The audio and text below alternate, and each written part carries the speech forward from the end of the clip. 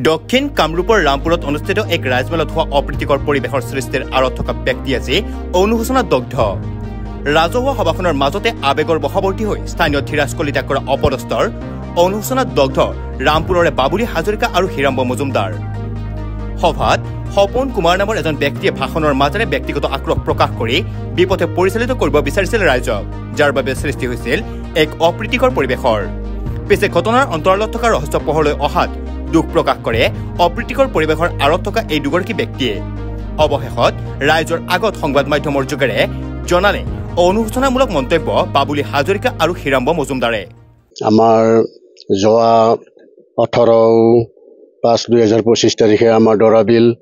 গছৰণীয়া পথাৰ সুৰক্ষা আহ্বায়ক সমিতিৰ ৰাজমেল চলি আছিলে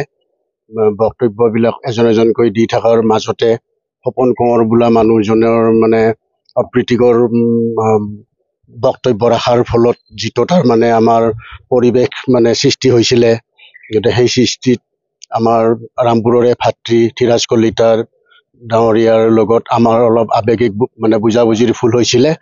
তেওঁ আমি গম নাপালোঁ সপন কোঁৱৰে যে এনেকুৱা প্লেনিং কৰি আহি আমাৰ ৰাজমেলত মানে ব্যক্তিগত আক্ৰোশমূলক বক্তব্য দিব এই কথাটো আমি জনা নাছিলোঁ আৰু আমি